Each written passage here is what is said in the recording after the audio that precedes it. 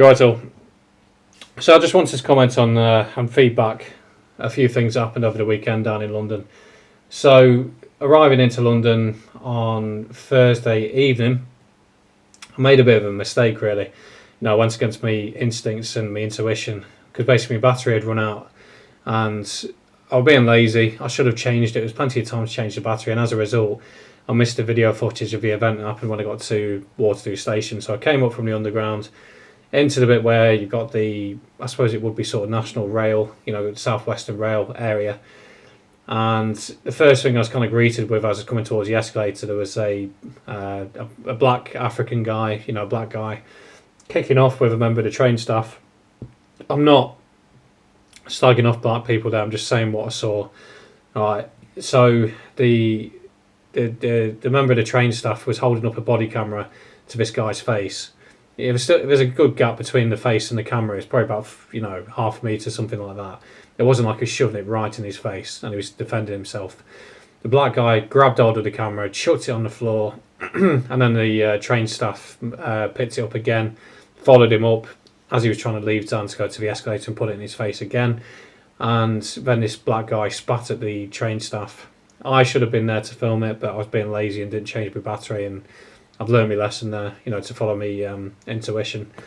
And, it was a bit of a welcome to London. That being said, London compared to other towns and cities across the country is much, in my opinion, it's much safer than say, like, I've just been watching Charlie Beach and he was on about Manchester, the big machete fight at Piccadilly Gardens last night. London's an enormous city. Things do happen, of course they do. But I'd say it's nowhere near as bad as the media portrays. And I wonder sometimes whether it's a really intelligent way by sort of the middle and upper class to try and keep people away, from coming to the city by reporting how awful it is. I know the finances are quite awful for the area, particularly if you try to live there. I've heard numerous people say that it's not really a city for living anymore. It's more for visiting, unless you've got a lot of money and you can live there. And yeah, so I wonder if it's like a clever way to try and keep. Because I remember when I went back in there for the first time 2 years ago for the boat race. I more or less felt like I was going in for war. I was expecting all sorts because of the media and how it portrays the city. It will blow out. One incident will make. I think it's probably human psychology that if one incident has happened in London, you'll think like the whole of London is a massive war zone.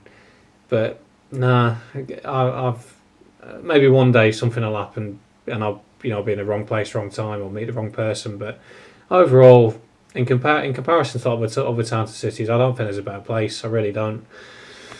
But anyway, that's my opinion on that. I think the main thing I want to comment on really, though, getting to the main bulk of the video, has to be the Pride event that happened on the Saturday. So I was leaving, so I came into Waterloo Station. I was fixated on going to Oxford. There was nothing stopping me. That's where I was going to for the day. And, as I was heading through Waterloo Station, I think I went through the underground, heading on the district line or the circle line to Paddington. Can't quite remember. And, there's a lot of gay pride stuff coming in, whether it be flags, people with it painted on the faces, bags, flags, bags, and face paint, I guess I'll call it. And it was more so than usual. And, my subconscious obviously realised there must be a Pride event going on or something. So I was quite grateful to be leaving the city for the day. Not interested in that stuff at all. Don't mind if you're gay, but just keep it to yourself. I think this is the thing with this weird Pride obsession.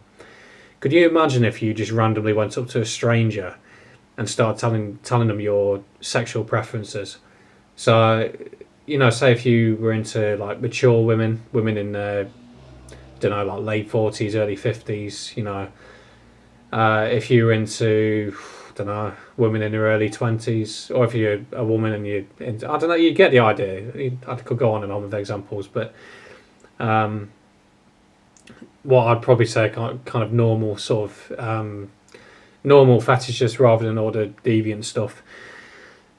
It'd just be weird, wouldn't it? Imagine going, because you're more or less broadcasting this to children, because children have to be exposed to all this stuff as well, all this gay pride stuff.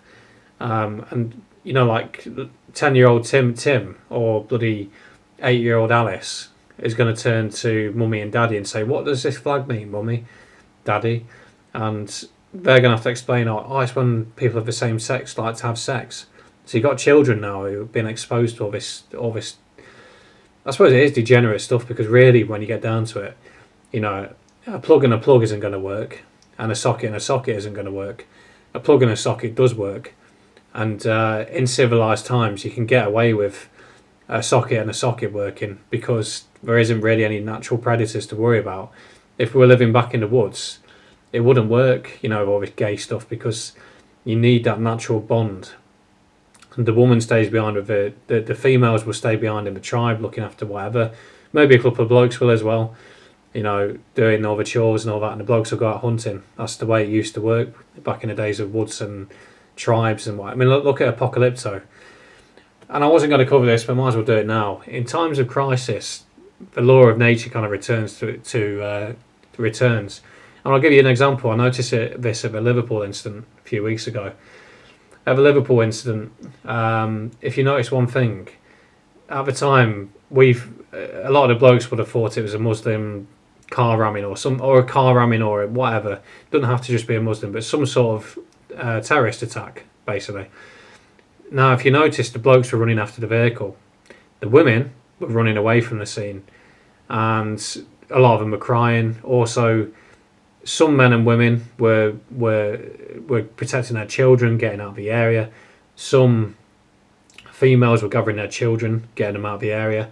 But the men were going towards the scene, whether it was me documenting it, whether it's the men going after the vehicle, after the potential perpetrator, or the guy inside the vehicle.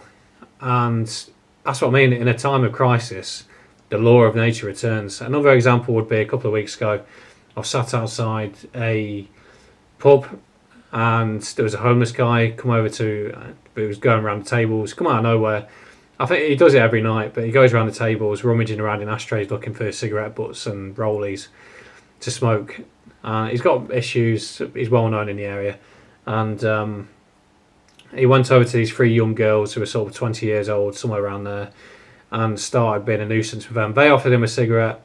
He wouldn't leave. He kept talking rubbish to them. And when they tried to get up and leave, he pushed one of them down. They looked over in my direction a couple of times, probably thinking, "Why aren't you coming to get involved?" Personally, I just thought, you know what, you've got an issue, because of feminism. I thought, you know what, this is your chance. Be these tough, strong, independent women that you want to be. And I left them to it. And then they all packed up and left and went. I did see them later on and I said, "Sorry about that," but I was honest. I said, because of feminism, I just thought, you can get on with it, look after yourselves. And that could take me down a completely different rabbit hole. But again, in a time of crisis, the law of nature returns. And because who were they looking towards? A bloke to come and protect them. So, but for the time being, I'm kind of done with women. And this leads me on to the next thing, was when I returned from Oxford back into Paddington. There was these 2 young girls coming back, gay pride shit all over the face, flags all over the face, walking through the barriers, gay pride flag across the shoulders, and they saw me because I was glaring at them quite. I think I was I was feeling alright getting off the train. I had a nice conversation with an Asian lady and a Romanian lady, and some sanity basically. But then returning, and it's getting worse, particularly of the younger generation. But yeah, I just glared at them, and I think it's quite obvious I had a bit of a disliking for what they're up to. And then I got to Embankment on the District line. Again, there's blokes dressed up as women. It's really turning into like ancient Babylon. Then when we got to Waterloo, got off a train, and there's these 2 young girls, 2 young women, probably 20 odd years old, something like that, getting off at the underground, and they had skirts on so short that you could see the bottom of their arse cheeks. And then when they're walking up the stairs, I happened to notice they weren't even wearing knickers. So they were literally just flashing all their genitals to anyone behind them.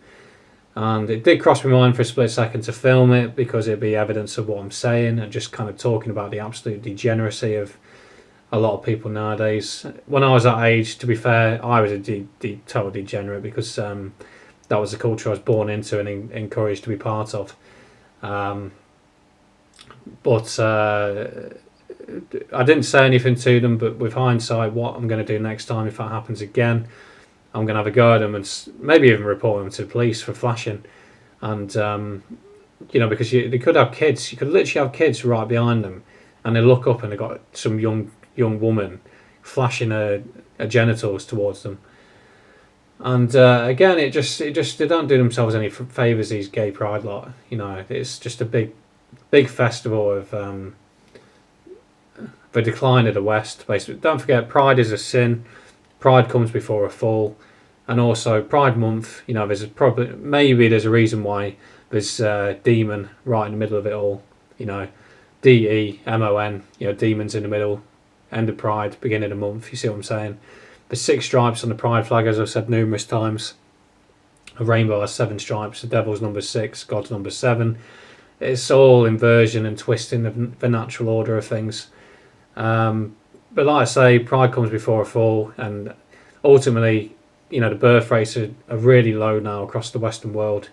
I think we're below the level of replacement for the white Europeans. Obviously, got all these Africans and Asians coming in, filling that void. So, being proud of contributing to the decline of something that's taken thousands of years to build. Lots of hardship as well off white European men mainly, and women. Women have had a bloody rough ride along the way, but you're literally just throwing everything away.